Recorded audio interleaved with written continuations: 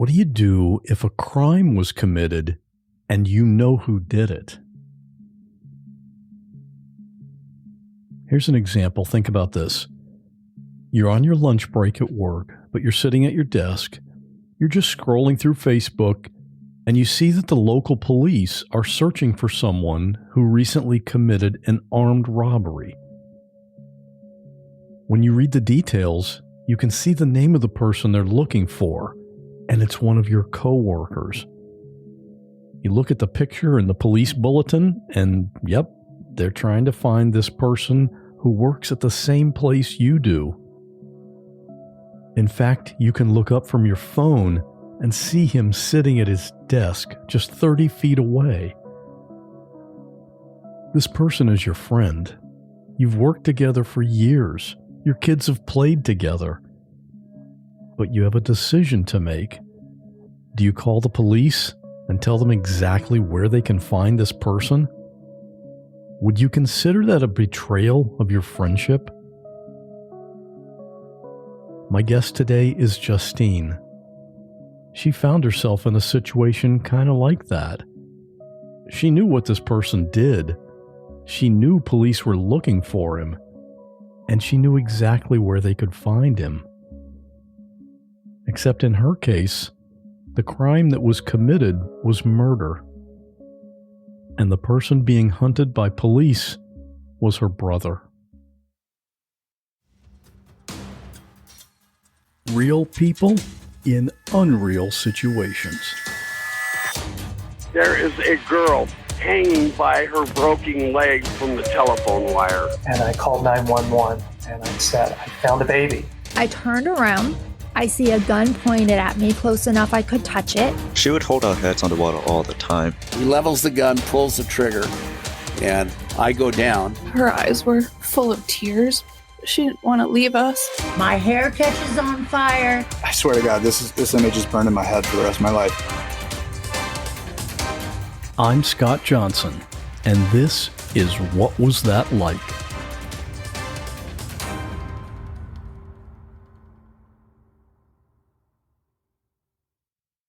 You were one of 4 children.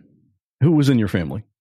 There's Josh, who's my older brother, me, Jasmine, after me, and Jason, is the youngest. All right. So Jasmine and Jason were younger than you. Yes. And you were all being raised by a single mother? Yes, initially. We lived with our mom until I was 8 years old. Josh was 10. Jasmine and Jason were 4 and 5. And when you were 8, there was some excitement in your house. What happened then? So from 3 to 8, I lived in Baltimore City. The house I remember was on Rose Street. And so when I was 8 years old, our house was raided because our house had essentially turned into a drug palace. Like you could buy drugs there. There were guys making drugs there, selling them there. And so our house was raided. Who were these people? Were these your family members selling drugs, or who was there? Well, the only person I remember, his name was Shy, which was a nickname. And weirdly enough, I actually had a conversation with him maybe like 2 years ago after Josh had passed away. I had a conversation with him and I asked him, did he remember us? And did he remember like being in the house? Because I remember one time he shot a shotgun at me because I had messed up a gift that he had bought for his girlfriend. It was like this big white teddy bear he had in the corner, and I somehow had gotten it dirty. And I remember running down the street, he shot a shotgun at me, and that's where I lost my front tooth, my 2 front teeth, and I have this large scar on my knee that I had to get stitches for. And I asked him if he remembered that. He said he kind of remembered. He remembered chasing me out the house, but he said he didn't remember the shotgun. But these weren't people that we had grown up with. They were actually guys that my mom had met on the street. They had asked her if they could count their money inside of her house. And she said yes. And she said they came in and they just never left. They took over the house. It's fascinating to me that this guy could have such a wild life that he fired a gun at someone and doesn't even remember that. Yeah. Was he high at the time? No, he never did drugs. He was one of the guys who manufactured and sold them. So he was like one of the high-ranking guys of the 7 that ultimately came to stay in our home. There were 7 men who were a part of his crew, I guess. And he was like the ringleader. So firing a gun at a little girl was just A normal day. Yeah. Oh, that's unbelievable. In Baltimore City during the 90s, it was a wild place.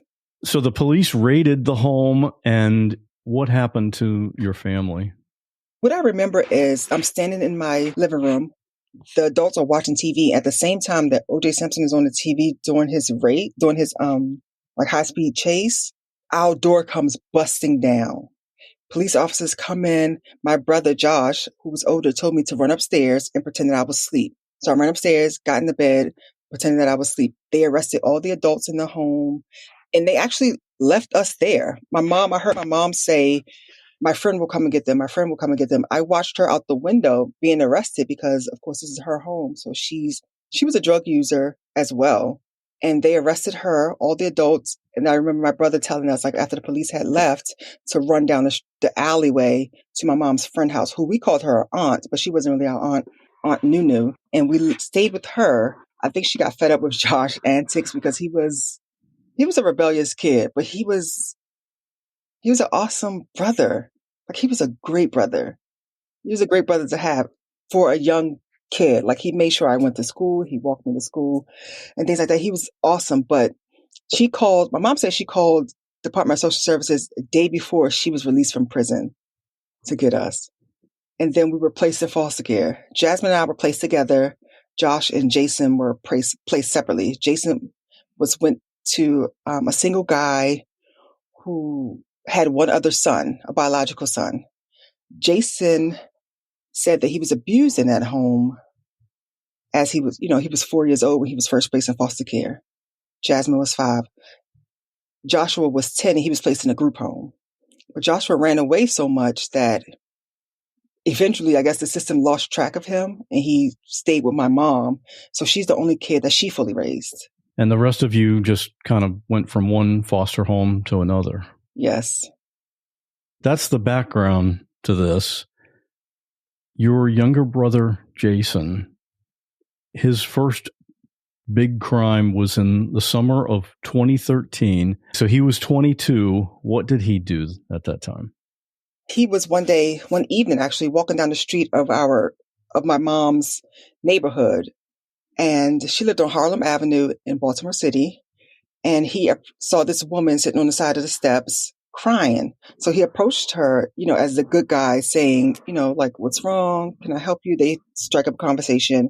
And then they decided to go into my cousin's house, who lived next door to my mom, my cousin Janelle. She had 2 little kids of her own, but she wasn't home that day. So the door was locked. So Jason pushed the woman, her name was Anna, pushed her in through like the bar doors on the window, pushed her through the window so she can come and unlock the front door. So she gets in the window, unlocks the front door, and they're sitting having a conversation, I believe. And then Jason became pretty aggressive with her in an attempt to rape her. Luckily for her, she was smart and she did not want to be raped. And she said to him, "I have hepatitis." So he did not rape her, but he forced her to perform oral sex on him and stole money from her wallet. That day, she, of course, went to the police and reported him that he had raped her. They didn't arrest him that day. I think they were, gathering evidence and everything like that, because a few days after, of course, she had reported it to the police and then reported it to her boyfriend, who was actually a gang member, who was an associate of my older brother, Joshua. And she had reported it to him about what happened. These guys who were in a gang ran to, confront Jason. And as he's coming around the street, they're coming up the street looking for him. And so they confront him. He pulls off his shirt, like, "I don't have any scratches or anything like that. You can look at my body, look at my back. I didn't rape her." And he's trying to prove to him that he did not rape her. And he really didn't, right? He really didn't, yes. There was no intercourse, but it was a sexual attack. Yeah. Okay. Right. Because the police were able to get semen from her clothes or her neckline or something like that. So there was evidence. So the gang members, they were upset that nothing was being done. So they ran into my cousin's house and took her TVs off the wall, her kids' gaming systems, all these things, I guess in retaliation. But my older brother, Josh, was also a member of this gang. So he had told them, like, put the stuff back. I'll talk to Jason. I'll figure out what's going on. And they did bring everything back, but they wanted him to handle Jason. And I don't know if they meant handle as in beat him up or and kill him. But I remember being mad at Josh because I'm like, this is your brother. I don't care about this gang shit. This is your biological brother. They call you your brother, but this is the brother that you grew up with. Like, you protect him at all costs. This is me thinking this because this whole time Jason had been saying, I didn't rape her. I didn't do anything to that woman. I don't even know her. Like, she's a prostitute. She's just mad I didn't pay her. And she was into sex work during that time. It was a difficult time in her life. She was into sex work, doing what she needs to do to get by. But that doesn't give you the right to attack her or take anything from her. So the gang was forcing Josh to either be loyal to them or be loyal to his brother. Exactly. This happened on a Thursday night, actually. And I just happened to be there to see my little sister. And I'm coming down the street and I see Josh and Jason arguing, which is kind of, brothers, they argue, but Josh is a very silent guy. He's silent, but he's a serious guy. And Jason's very like loving and goofy and like the annoying little brother. So I see them arguing and I'm like, there's no way in the world you're going to do anything to your brother. And this is your brother, your kid brother. And he's like, okay, well then fine. I'll just send him with you. Go with your sister. Spend the night at her house. He wanted to let things die down. So I took Jason home with me. Jason and I had one daughter at the time, Jada, and I took them home with me. But what's so odd is that I remember myself being upset at Josh because I'm like, this is your brother. And I said, like, Josh was being like annoying. He would always do like annoying things to me, like poke me or something like that. And I said to him, don't fucking touch me. And he said, I can touch you. You're my sister.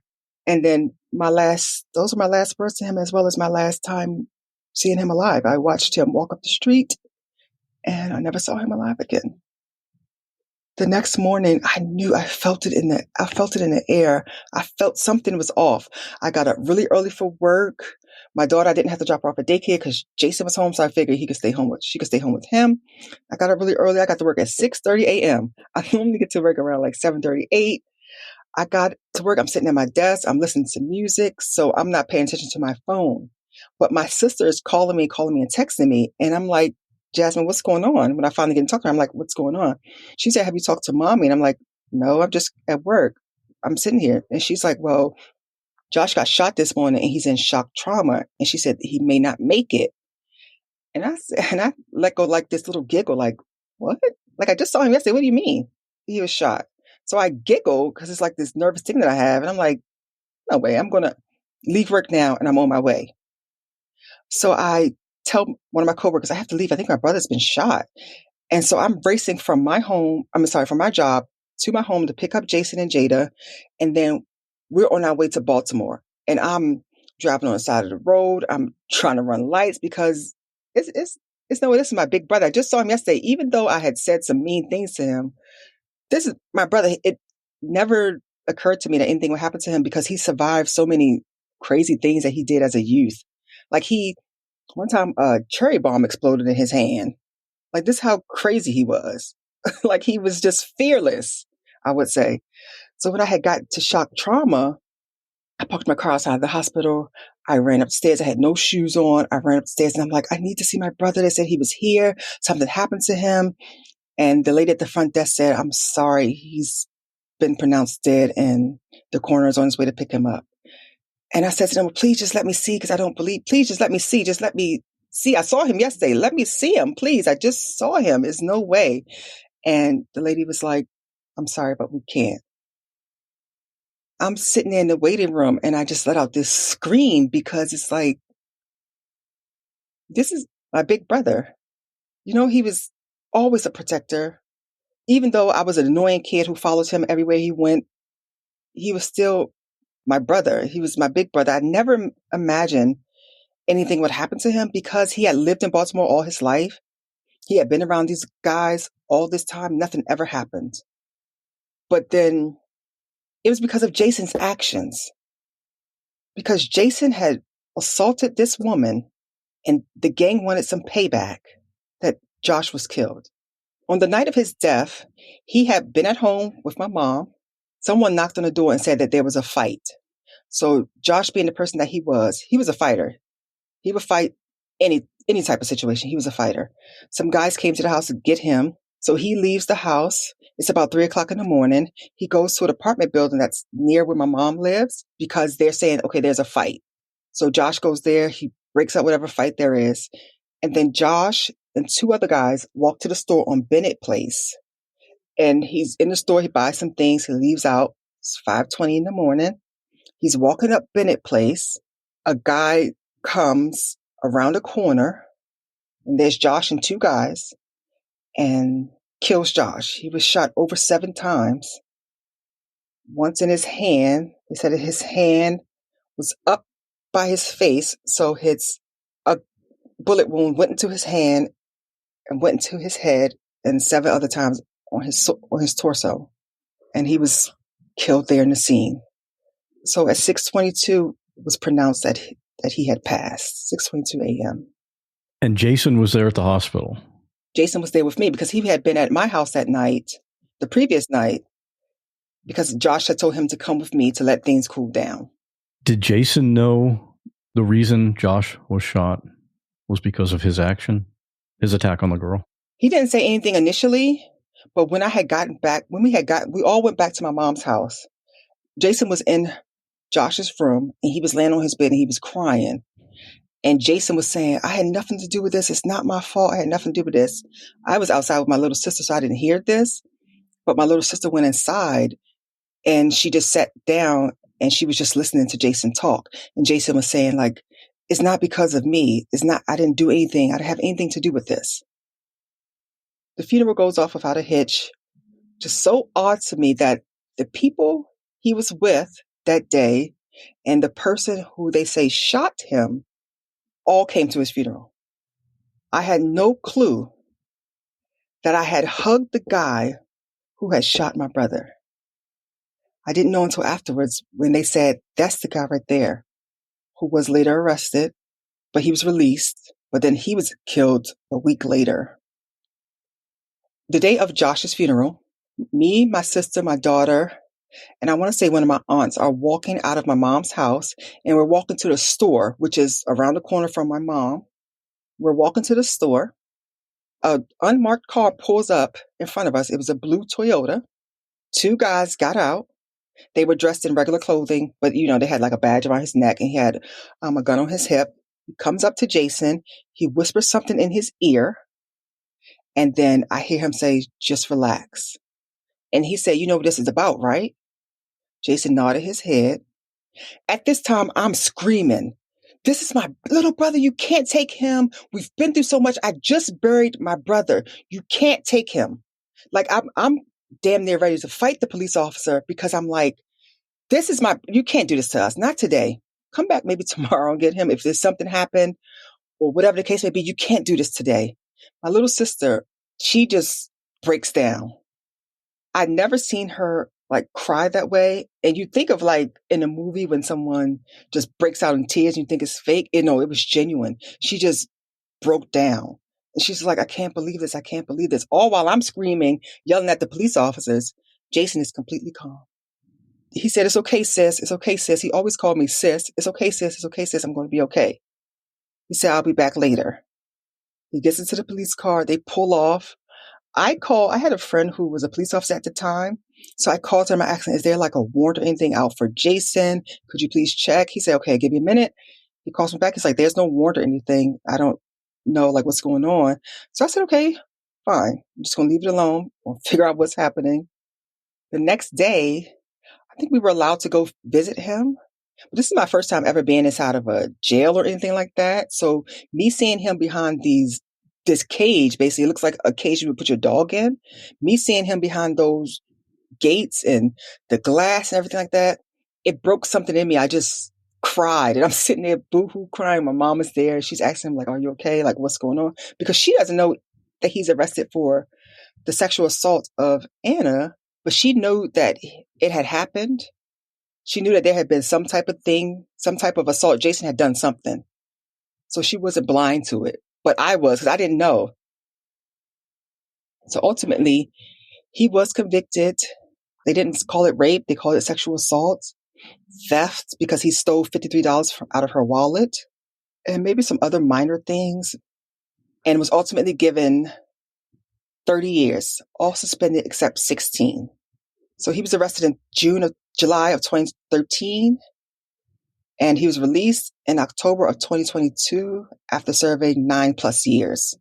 And he got out on something they call good behavior or good time. So 30-year sentence, and really some of it was suspended, so it really was 16 years. Yes. And he served 9 of that. Correct. Okay. And he was released on parole at that time. Yes. He had an ankle monitor, and he had to have an address on file where they would monitor him from. He had to be indoors at 7 p.m. to 7 a.m. And then, he was free during the day to work, attend therapy, work out, do things like that. So this is 9 years after it happened, after his first big crime happened. Did he seem to be on the right track? What did you think of him at that time? During this whole time, his whole prison sentence, he kept saying, sis, all I want to do is get out, get a job, go to work, and work out.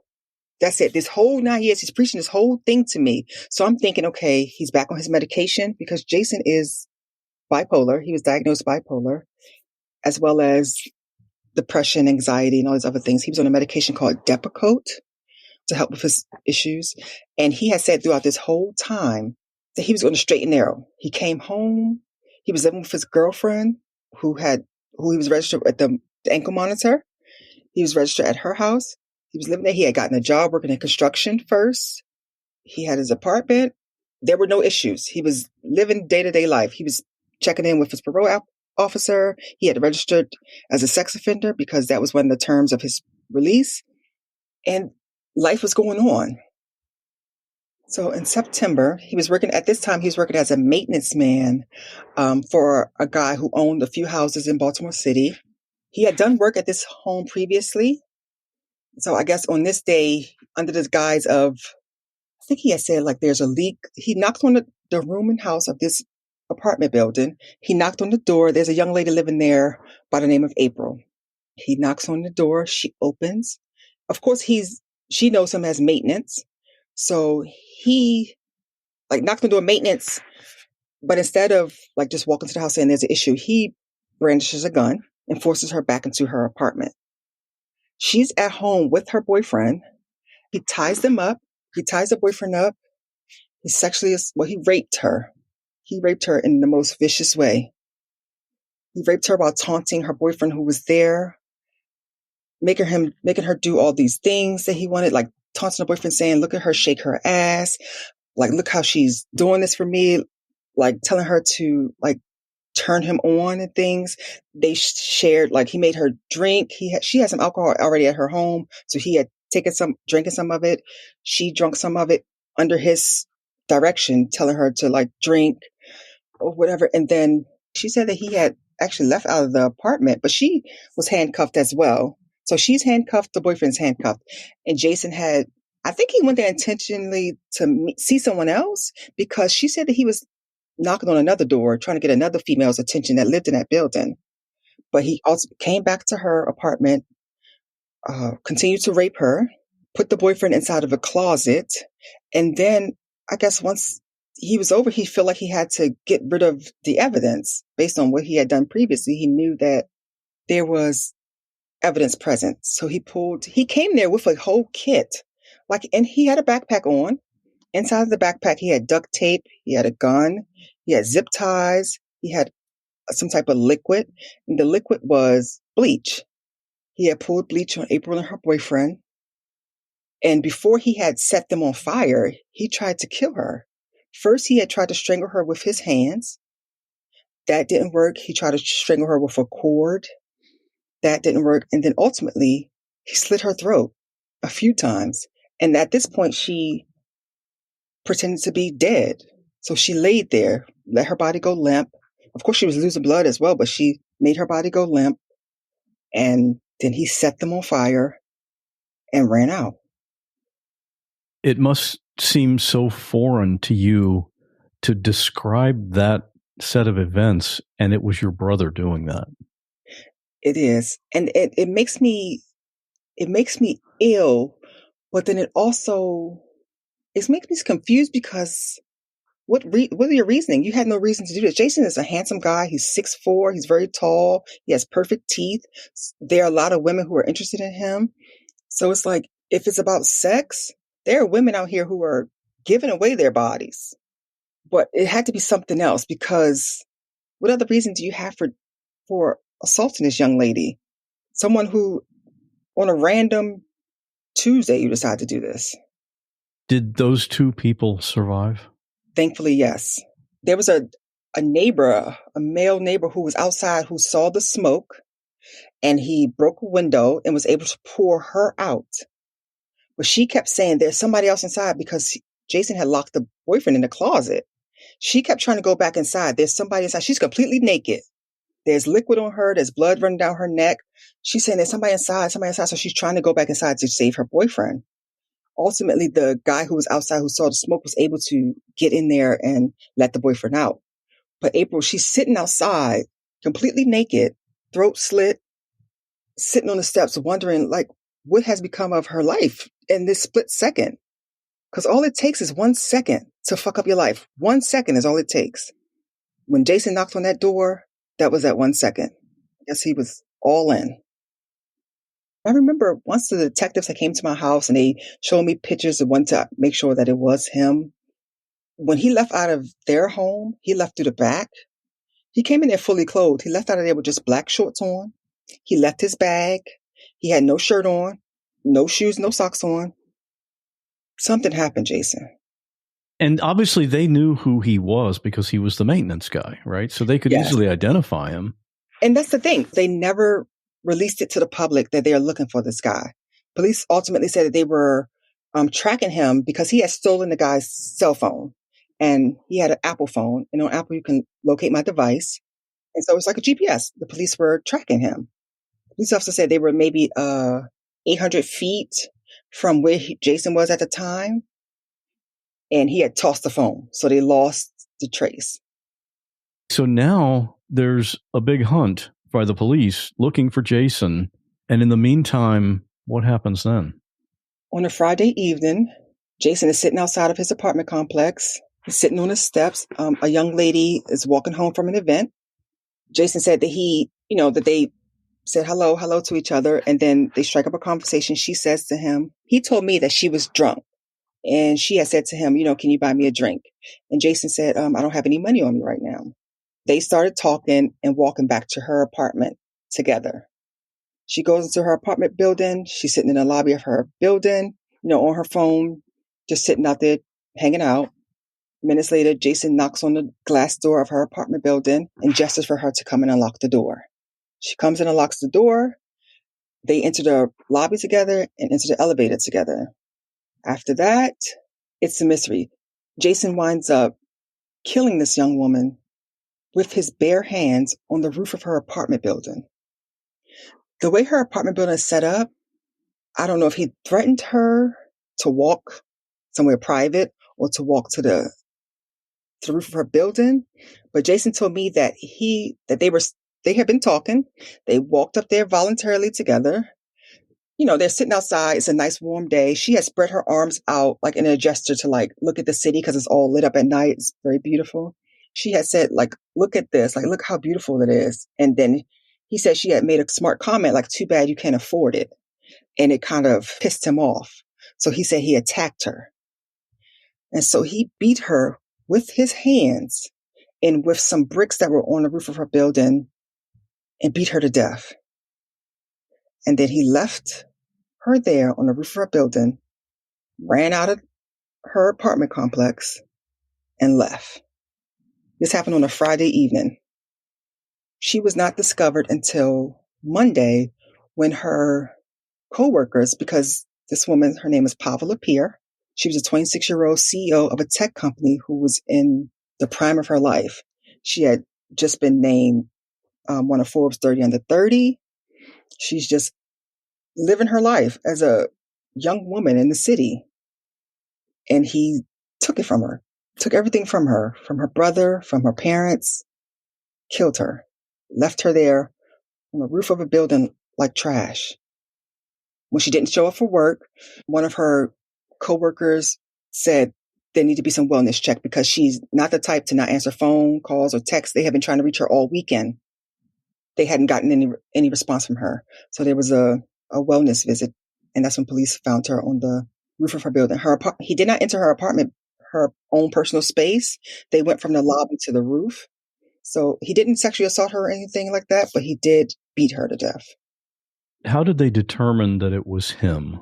I mean, they were already looking for him.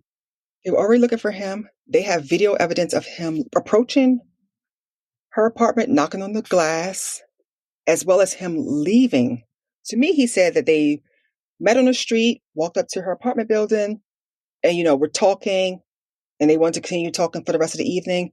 But what police say is that he tracked her from her walking past him, sitting on the steps, walking into her home, walking to the lobby of her home, that he waited outside for a little bit, trying to stay in the shadows so she doesn't see him, that he knocked on the door, her being a nice young woman. You don't think your first instinct isn't, oh, I don't know this person or anything. You might think they lost their key or whatever. So she opens the door for him. And then they enter the elevator together. You can see them kind of like interact with each other. It could have been just a simple, how are you doing this evening? And they get on the elevator.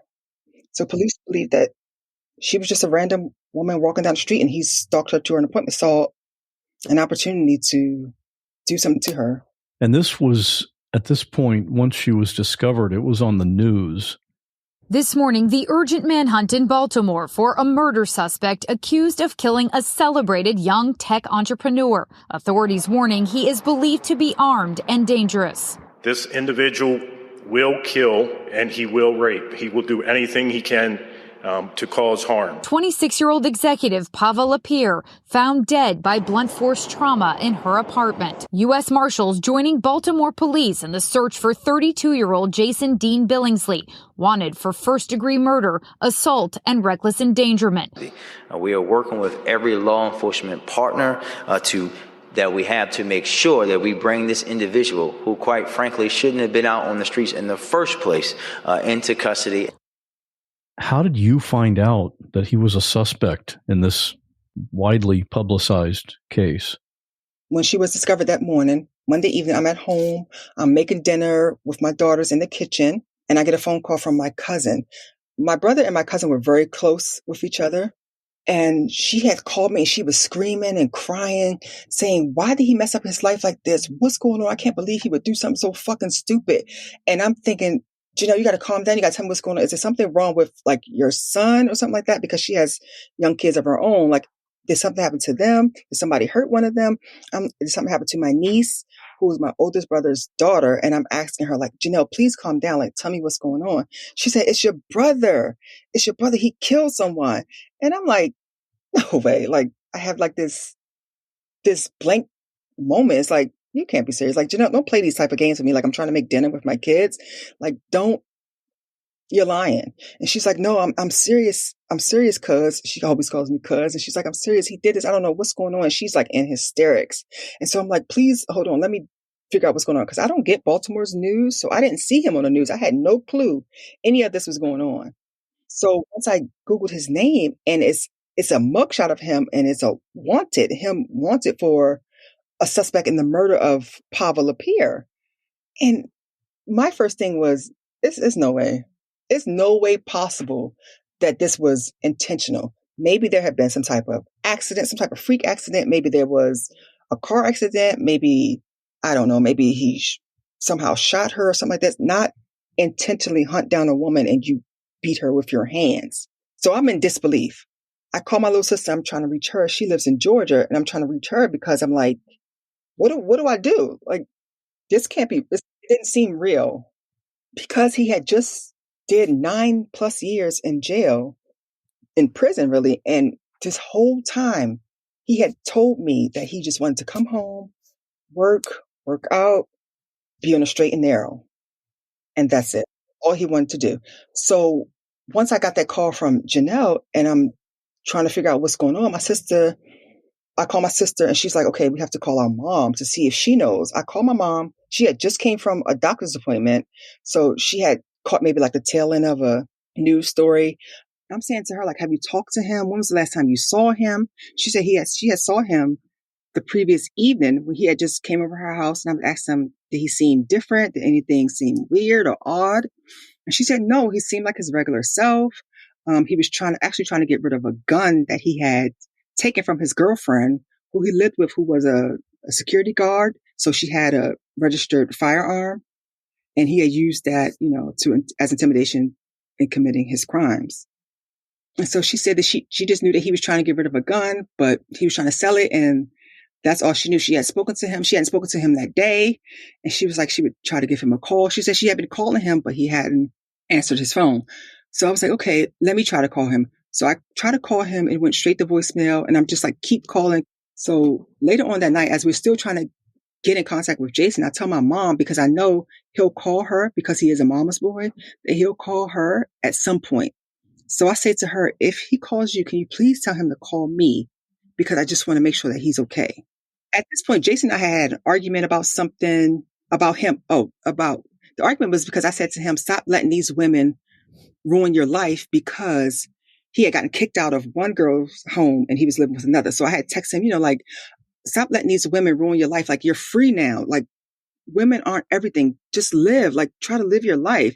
And he had said to me, like, you don't know what the fuck you talking about. Like, mind your fucking business. I'm like, Jason, you just spent almost 10 years in prison. Just leave women alone. just for a little bit, get your mind right. Get yourself together. So we hadn't been speaking. So I had blocked him on my phone. So I don't know if he had tried to call me or not. So I had unblocked him, tried to call him. I'm calling. It would ring and then go to voicemail. So finally he did call me that evening. And I'm like, Jason, like, what is going on? And he's like, I don't know, sis. First thing I said, are you okay? Like, are you safe? He said, yeah, I'm okay. And then I said, is it true? And he said, yeah. And I said, what happened? He said, I don't know, sis. I just crashed out. I said, did you know her? He said, no, I didn't. And then he said he had to go, that he would call me back. And so we hung up. My little sister was on the other line. So I switched back over to her. I sat down on my couch and I just sat there, because you just told me that you killed this woman. You didn't go into details or anything like that, but he said, yeah, it's true. So then I called my mom back and I'm like, okay, I talked to him. He just called me. And she said, what did he say? Did he say that he did it? And I said, yes, he did. She said, okay, well then I'm done. Like, she's done trying to like protect him or whatever, but that's her son. She's not done protecting him or anything, which I understand because that is your child. But what he did, it kind of like, it froze my life in that moment, because this is the kid who, when we were younger, who was so affectionate, so cuddly, so just sweet. He was never aggressive towards me or anyone. He was like this chubby kid who used to stutter, who always tried to like be attached to someone or hang out with someone. So I saw him as this person I needed to protect. Even though he was bigger than me, taller than me, heavier than me, I still saw him as my little brother who I needed to protect. So this is Monday night. Monday night, I went to bed with such a sense of fear. I have never felt fear like that. Even though he didn't know where I lived, I felt fearful that he would turn up to my house or something and that maybe hurt me or hurt my girls, because he had been upset with me previously. And so I barely slept that night. So Tuesday, I'm going about my day, and my cousin calls me because there had been more things released in the news. Then that's when they had released that they had been looking at him for the first crime, sexually assault in April and burning her house with her inside. They had been looking for him for that, but had never released it to the public. So of course there's this public outcry about, first of all, why was he on the street when he should have been, when there was already a violent sexual assault that he had committed against another woman? Why was he released early? And then there's this, why didn't you notify the public that you were after this guy? Just being like a person watching the news, seeing this. And my first reaction to any crime like this is, this person needs to be arrested. Like, this person needs to be, I think women and children are off limits. You don't hurt women. You don't hurt children. Like, if I see something in the news, somebody hurt this, my first thing is, oh, put them on death row immediately, because you harmed this woman. And then this is my brother. So it's like, what do? I can't first of all, I was like, I can't get involved. That's my first mindset. I can't get involved. Tuesday, he kept calling, and he would just update me on where he was. And so I tried to keep things light, not wanting to like piss him off or anything like that, because I didn't know like what the circumstances surrounding him attacking these women were. So I kept like everything surface level. I never asked him where he was because I was scared. Like once he told me where he was, then I would become a part of it. So Tuesday, he had just called throughout the day saying that he was okay. That it was okay for him to call me because police didn't have me linked to him in any type of way. But unbeknownst to me, the police did know about me because previously visiting him in jail or phone calls, things like that. So they had some type of link to me, but no police officer had ever called. Once I finally got in my mind that, okay, he did do this, something did happen, I called police myself and I said to them, I saw in the news that you guys were looking for my brother. Like, and I'm like confused because it's like, this is my kid brother. And they're asking like, okay, well, do you know where he is? And I'm like, no, I genuinely didn't know where he was. And I was like, but maybe my mom would know.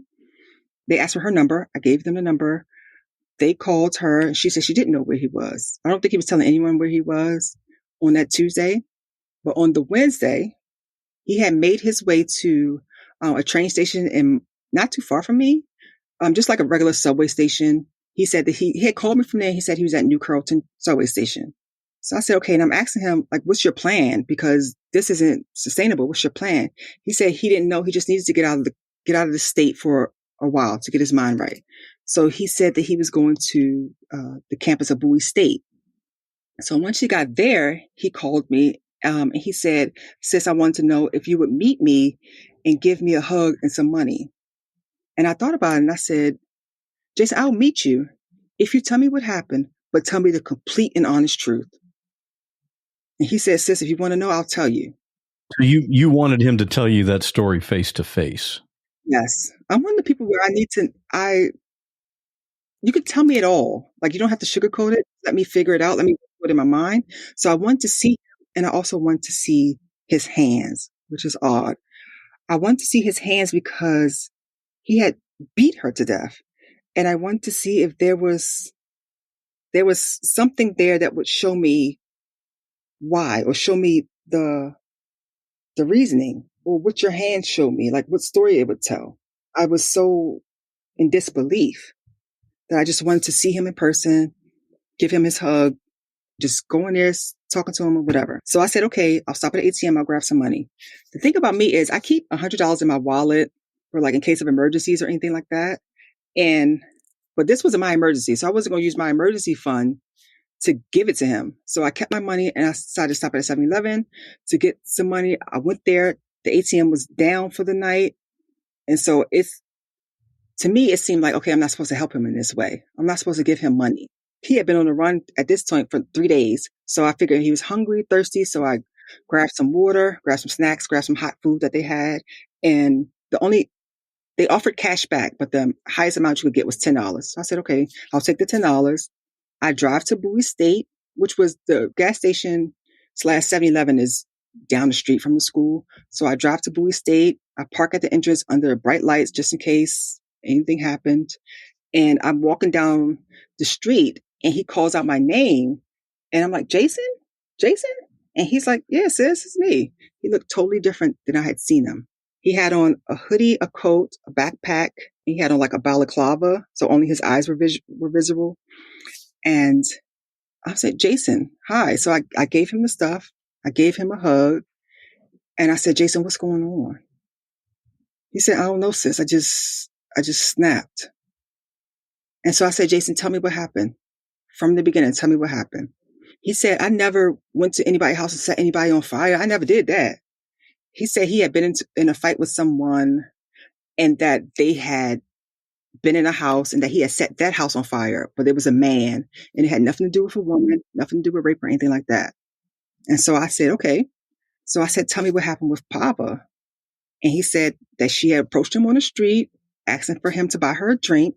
They walked to her apartment building. They walked up there together. They walked to the roof and she had said, okay, look at the city at the outline of Baltimore and too bad you can't afford it. And he said something to him snapped because he said he had already been taunted by his other girlfriend, that hearing someone else saying things that he can't have, that it triggered something in him and that he beat her to death. Jason, put your hands out for me, please. And he put his hands out. And I just looked at them and I said, okay. And I said, you're not going to hurt me, are you? He said, no, I will never hurt you. Why would you think that? He got offended. And I'm saying, I'm just asking, Jason. So I asked him, like, what's your plan? Like, what are you going to do? And he was saying, I don't know. I just need to get my mind right. Jason should have been on medication. He had been on medication since he was an adolescent. Since he had gotten out of prison, he hadn't taken any medication. Stopped it cold turkey the day that he left and hadn't taken any medication. And so I'm asking him while we're standing out there talking, I'm asking him, like, are you on your medication? He's like, no, I'm supposed to be on all these type of medications. He started naming things. It's at least like 5 of them. And I'm like, why aren't you taking your medication? He said he just didn't do it. He thought he could, he was doing better. And so I said, okay, Jason, like, I only had $10. It's not enough to get him anywhere. He was looking up the Mark Station schedule, which is connected to Bowie State. There's a stop there. And he was saying that he just needed enough money to get to the end of the line, which was the last line running that night. And I think the last stop was in Boston. So he was saying he would take the train there, clear his head for a few days, and then he would turn himself in. I said, I went to the ATM. The ATM was broken. I can go to another ATM and get more money for you. And he said, okay. So I said, okay, stay here. I'll go to the ATM. During this time, he had been approaching different people to ask for their phone to like call me or call whomever to update him on where he was. So I said, okay, give me like 20 minutes. I'll go to ATM. I'll be back. My mom was scared that he would be shot and killed before he had the time to turn himself in. And she didn't want to lose another kid. So I said, okay, Jason, do you want to record a video for mommy that I can send to her to just let her know that you're okay, see your face? And so he said, okay. So I recorded a short video of him just directed at my mom that, I was going to send to her afterwards, that I had never shown to anyone. I didn't even tell my little sister. That video was pretty short. Let's listen to that video right now. Hey, Mom, I'm good. I'm okay. I love you. I'll see you soon. I'm going to be okay. I'm not going to do anything stupid. I'm going to just go lay low for a minute. And when I'm ready to turn myself in, I'm going to call you and Justine so y'all could take me down there and turn myself in. I love you, Mom. Okay. So he made that video and you left under the pretense of going to get him more money. Yes, of coming back. So as I was walking back to my car, like it hit me like I've involved myself, or he's involved me, and I have to turn him in. It's the only right thing to do. Because I was thinking, like, after I had looked at his hands and looked at his face, he looked totally different to me. Like he didn't look like the Jason I knew. So I said, I thought about my kids. If someone had did something to him, to one of them, how would I feel? Like it would crush me. So I walked back to my car and I was so scared of him like running up and attacking me or something that I kept looking back. And I twisted myself up so bad that I walked to like this dead end street, like by the building. And I'm like, oh my God, he cornered me here. So I'm like jumped over this like bushes and like to get back to my car so that to my safety. And I sat in that car and I said, I have to call. So I called 911.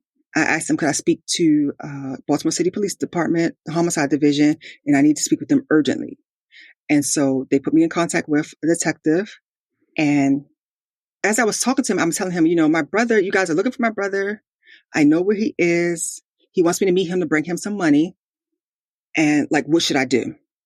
And so the police officer was asking, okay, where do you want me to meet you? Like I can come there in Baltimore. I'm in PG County, Maryland. And he was saying, okay, we have to get some guys together and I will give you my personal phone number. I'm going to call you from there and we'll figure out what to do. So he called me from his phone and I've asked him, which was so odd, like, should I go to the ATM and get money?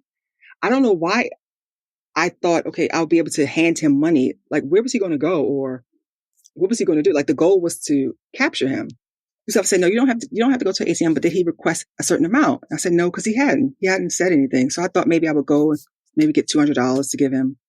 Because what I was thinking was I could have easily went to the ATM, gave him the money, made sure he got on the bus, maybe got him money to get a hotel room or anything like that. But then what if on the way he harmed someone else? Or what if when he got to his destination, he harmed someone else? Then that's on me. That's completely on me because I put him on the train. I gave him the money. I gave him the means to be able to escape. And that I couldn't have that on me. By this time I'm driving home. I'm on the phone with the detective and he's driving towards my home. So I get home and I'm on the phone with my sister because I need some type of guidance. And the first thing she said to me was, don't lie. Tell them everything they need to know. And, we'll get through it. Police officer, one detective comes to my home from the Fugitive Task Force team. He comes to my house while the other detectives are going to Bowie State. They shut Bowie down because they wanted to establish a perimeter. So they kept asking me, Jason would call and say like where he was. And he was getting agitated. So he was like, sis, come on. This is serious. Where I even have a voicemail of him like leaving a message because I was so scared. Like the calls were getting so intense that I was scared to like answer them. And this is one of those brief voicemails. Justine, like, what you doing? Like, what's going on? You know what's going on? Like, what are you doing? But the detective is sitting beside me in my home and he's telling me, what to say and just remain calm and tell him that you're already on the campus. Just tell him that you're speaking to someone. I went to Bowie State, so I pretty much know how the campus is laid out. So I was telling Jason, I'm by the science center. Like, can you walk over here? Just trying to buy them some more time because once they got on campus, the detective that was with me got a little upset because he's like, she's telling you where he is and they're trying to set up surveillance. They're trying to get to the security office to look at video of where he may be, just to make sure he's not around anyone, that they can apprehend him safely. And he was sitting on the bench at the MARC train station. No one else was around him. But while he was calling me and I was directing him to go to different places, trying to get them, buy them more time, I'm getting nervous because it's like, I can't keep lying. I don't know what to say. And the detective at my home, he's just like, just remain calm. Like, okay, don't answer. Then he asks, what does he have on? Can you ask him to describe what he had on? But because I had already seen him that evening, I knew what he had on. So I had said to the detective, and he's relaying it to the people on the phone with him, that he has on a blue jacket, he has on a backpack, he has on a black balaclava. He didn't have his glasses on, but he had his hood pulled up. And he's tall. He's like 6'4". So I said, I'm saying all this to him, and he's asking, did he tell you that? And I'm like, sure. Yeah, he told me this is what he has on. So that because they're thinking it's the first time that I'm supposed to out there meet him. I never even told them that I'd already met him previously that evening. So once they established like where he was on the campus, Jason said he saw police officers like driving around, that he knew kind of that the end was coming, that he knew he was going to be arrested. So they find him, approach him at the MARC station, tell him to put his hands up. He didn't have the gun on him anymore. And he just said, like, he was tired, that he knew that things were coming to an end. He was arrested without incident. They put him in a car. He asked if he could call my mom. He called her, told her that he had been arrested and that he was so angry at this point that he said he didn't want anyone giving him phone calls, writing him letters, didn't want anybody to visit him, didn't want anybody to come to the trial, any of it. He just wanted to go where he needed to go, and that was it. He wanted us to forget about him. So he had called her and said these things to her. So I'm asking the police officer, like, did he say anything? Like, what did he say? He just told me that he wanted to speak to my mom and that he was tired, that he knew that everything was over. Yeah, I've heard when someone's on the run like that for a while, getting caught is almost a relief. That's what I think too. Does that make sense? It does, because you not have to look over your shoulder so much. At that point, he didn't necessarily know that it was you that turned him in. No, he didn't. And I recently talked to him. He said, I know, because my family have been saying, well, my cousin and my mom have been saying that I set him up, that I put him in a situation that he was in, which is odd because I didn't hurt anyone. I didn't tell him to meet me anywhere. He asked me to meet him, and I agreed.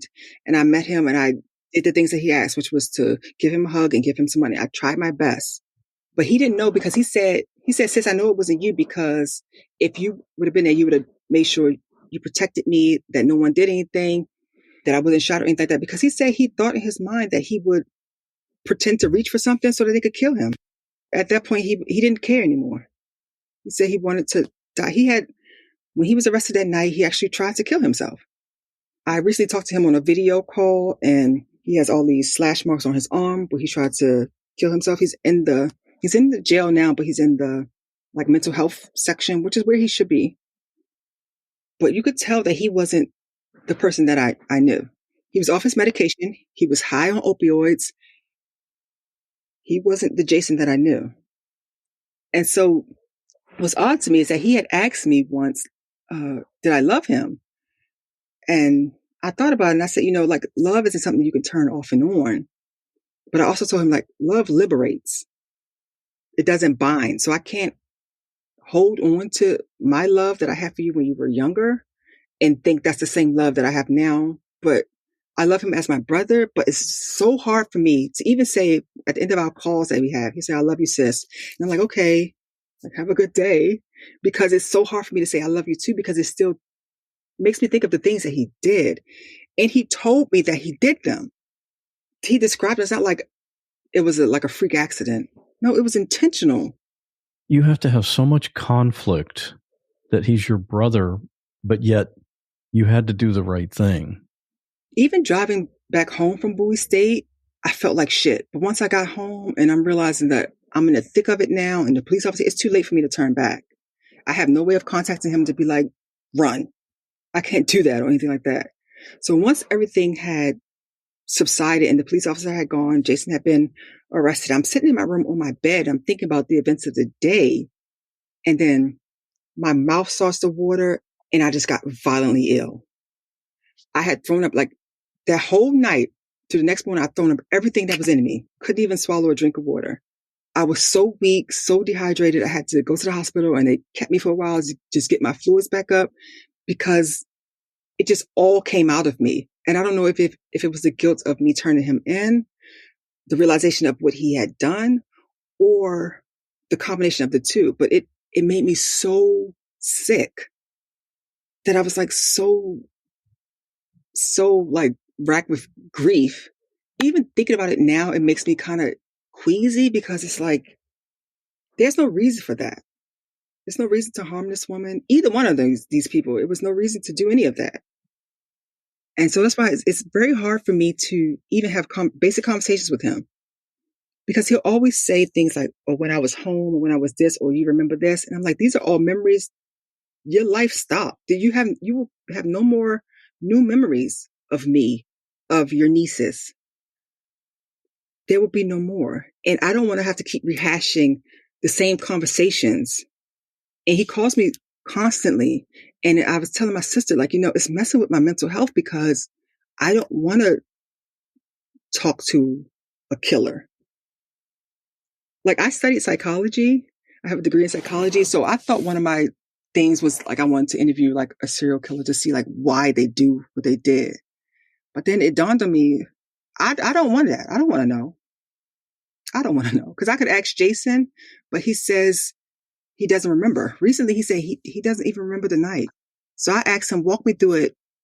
Recently, walk me through it. Walk me through what happened that day. He said he doesn't even remember.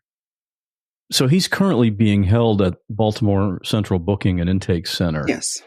Do you think him saying he doesn't remember is part of his defense? Because he hasn't gone to trial for that yet.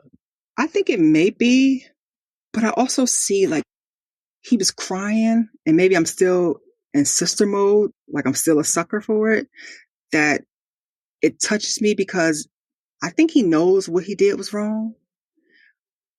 But then in the same thing, which kind of made me mad, was he said, once he goes to trial, he's going to preliminary trial to have things like dismissed and things like that. He said that there's no evidence of him hurting April and her boyfriend.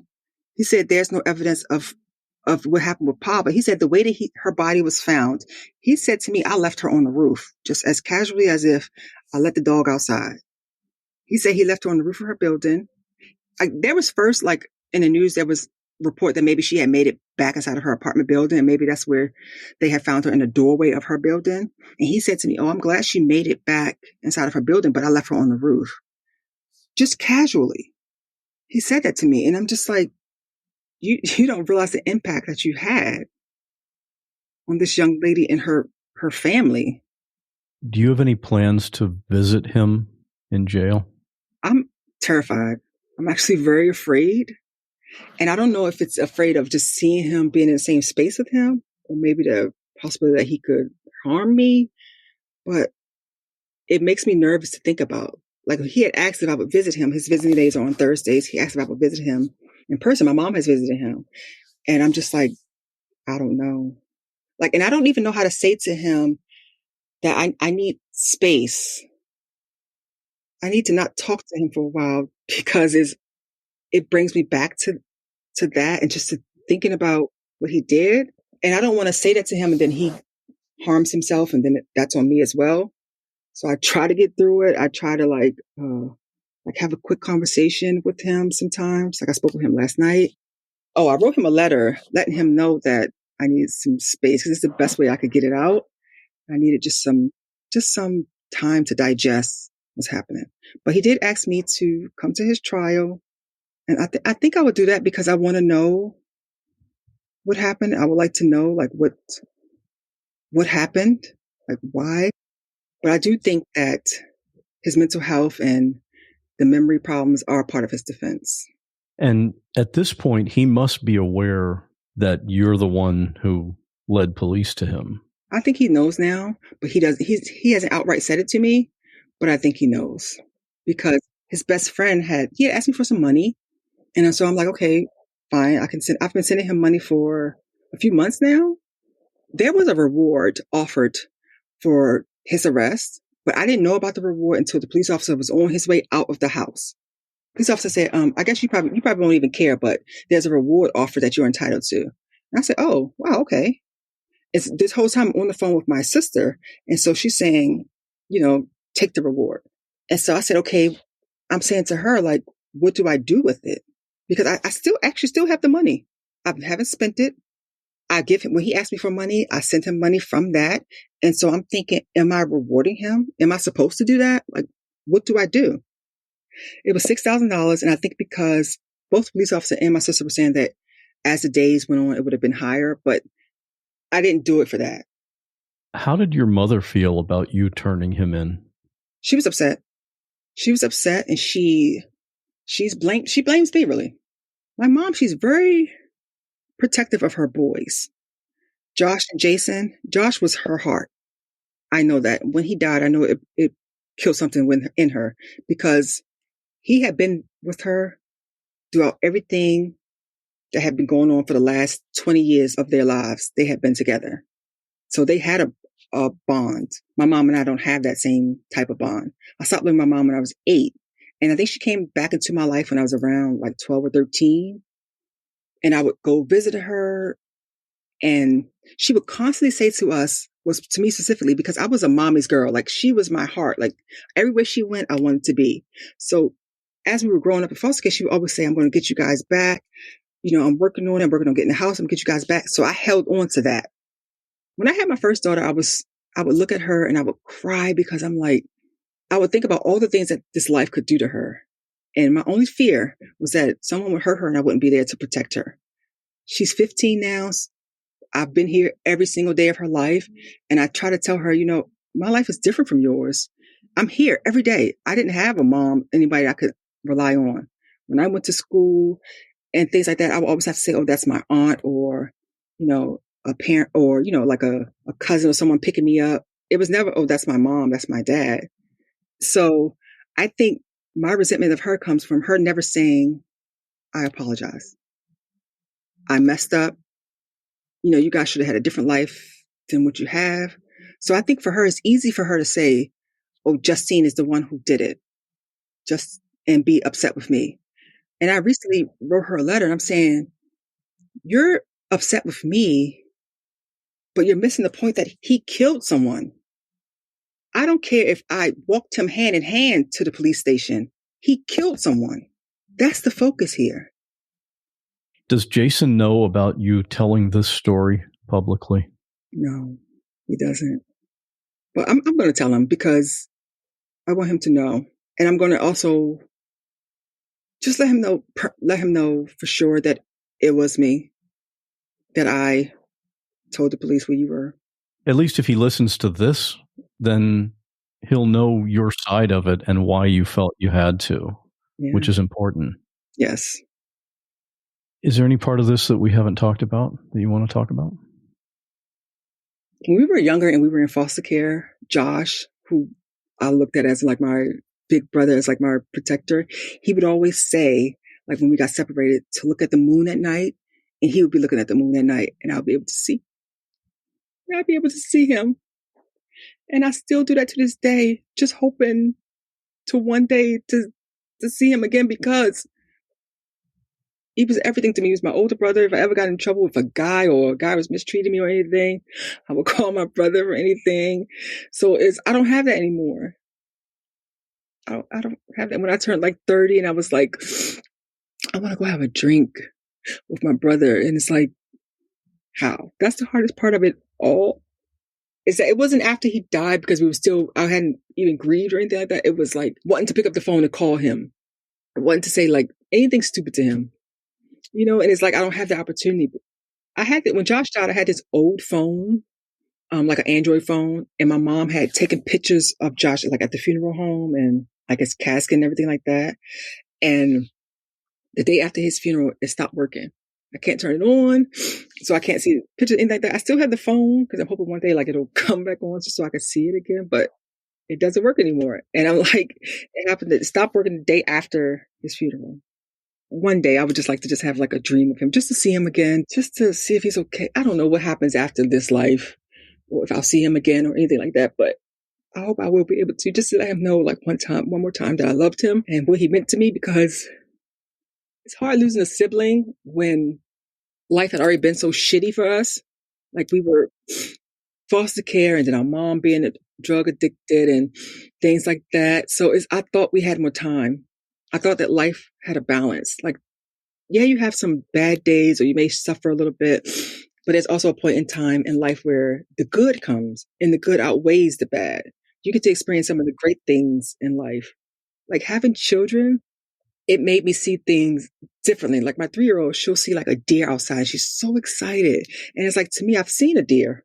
It's nothing. But to her, it's the first time and it's big and it has a fluffy tail. It's like you get to experience things again. And Josh won't get that. He has a granddaughter now. He never got to meet.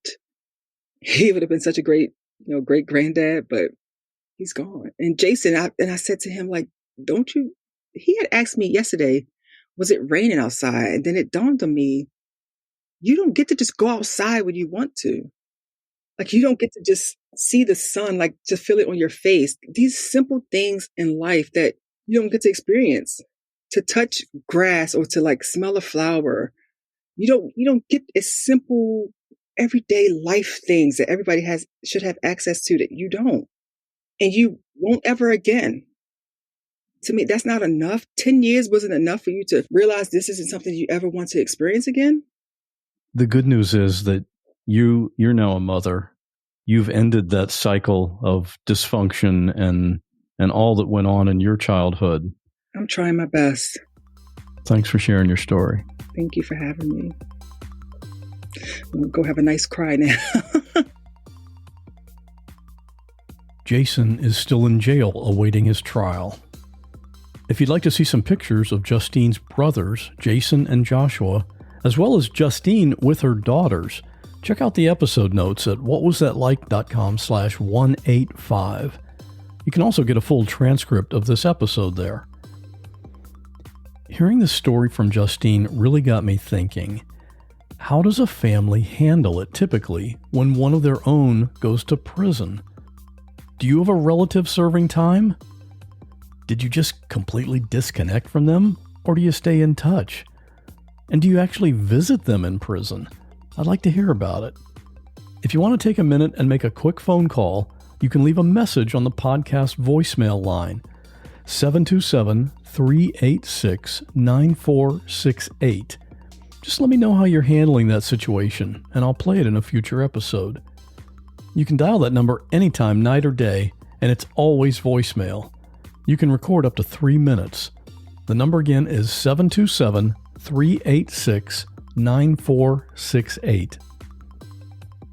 We've had a lot of new people joining the podcast Facebook group recently, currently around 8,000 people in there. If you're not there, you're really missing out.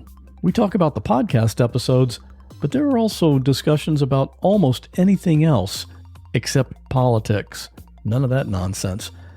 So come on over and join us. You'll be in a big group of wonderful people right where you belong. whatwasthatlike.com/Facebook. Graphics for this episode were created by Bob Bretz. Full episode transcription was created by James Lai. And it's time for the listener story.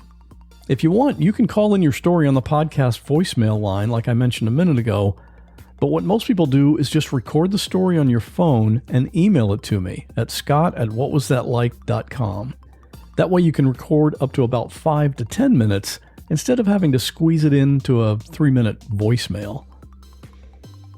This week's listener story is about getting caught years later. Stay safe, and I'll see you next time. When I was 41 years old in 2001, I took a new job working in the public schools. They said they had to run a background check for the job, but I didn't have a problem with that at all. I started at the school, and about a week later, I was called into the superintendent's office. Back in those days, it took a week or so for background check results to come back. These days, you get results in less than 5 minutes. The superintendent showed me a copy of the results of my background check, and it stated that in 1981, I was arrested for carrying mace, marijuana, and cocaine. I was in shock. I think my jaw was on the floor, as they say. Meanwhile, my heart was racing, my face was red, and now I had an upset stomach. I told him that there was something wrong with the report because that had never happened to me. He said they checked it against my Social Security number, and he believed it to be accurate, but he felt it would be okay because the arrest was back in 1981, over 20 years ago, and I was young then, and since there were no subsequent arrests, they felt comfortable with me staying employed with the school. I said I was still uncomfortable with it showing these things because I knew that was not something that ever happened to me, but I would have to look into it and see what I could figure out, and that I would report back to him when I found anything out, and I left his office. As I'm walking to the parking lot at work, because this had happened just before I was heading to go to lunch, and I was certainly still heading to go to lunch because I couldn't have gone back to my desk, I was a wreck. Then I started to get mad because I suddenly remembered something that happened in 1981. I was in college then, but living at home. My sister was 1 year younger than me and told me one morning when I woke up that she had stolen my license the night before, because back then you could drink at 18. And she had gone out for the night drinking with an older brother of ours, and they got pulled over by the police. Of course, back then she told me nothing had happened and she put my license back. But the reason that she had told me was in case I got a call from anyone about the arrest, but then said I didn't need to worry about it because nothing was going to happen. I was pissed and I told her not to touch my license again. I was positive that my record had to be from her back then, so I called her and I told her what happened at work, and she confessed. But of course, she said the mace, marijuana, and cocaine was our brother's, and she stuffed it down her pants to hide it, and the police found it anyway. So I tell her we're going to go back to court and we're going to fix this because I don't want anything on my record. She tells me her husband knows someone that can get it expunged for me, and I say absolutely not. I want my record cleaned. So I find out what court, I get a court date, I make her go with me, and I explain the situation to the judge. The judge asked my sister if she had used my license and if these were her charges, and she said she did use my license, but no, the charges were supposed to be our brother's. The judge then says it's either your charges or it stays on your sister's record because your brother's not here for us to ask any questions to. My sister says, well, I don't want it on my record, and the judge dismisses us. We walk out of the courtroom, and I am more angry than ever. We barely talk on the way home. The next day, I explained it to someone at work, and they said if my sister admitted to the judge in the courtroom that she was the one that used my license, then the judge should have moved the charges to my sister and let her clean up her own record. I'm like, yes, I think you're right. So I called the courthouse, and I asked for a transcription of our court session. Then I got another court date, and as I walked in, the bailiff recognizes me. He says, hey, weren't you just here a few weeks ago, the girl who came in with the sister, blah, blah, blah? I said yes, but the judge didn't remove charges from my record, even though my sister admitted in court that she had taken my license. He goes, don't worry, we'll work it out. Once my case gets called, the bailiff speaks up to the judge. I should mention it's not the same judge I had the first time. And the bailiff explains that he was in the courtroom the last time I came and explained to her that my sister confessed she took my license and the rest of the story. The judge asked me if this is all true, and I say yes. The judge then says the courts will update my record, showing that my sister used my information as an alias, and they will put all the charges on her record. I thanked everyone, especially the bailiff, and left. Later, I called my sister to tell her what happened, and she was not happy about it, but I don't really care.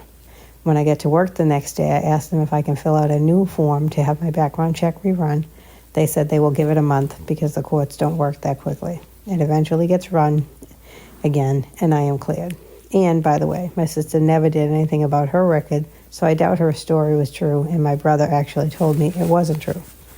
I went on to work in the school system for 21 years and retired a little over a year ago.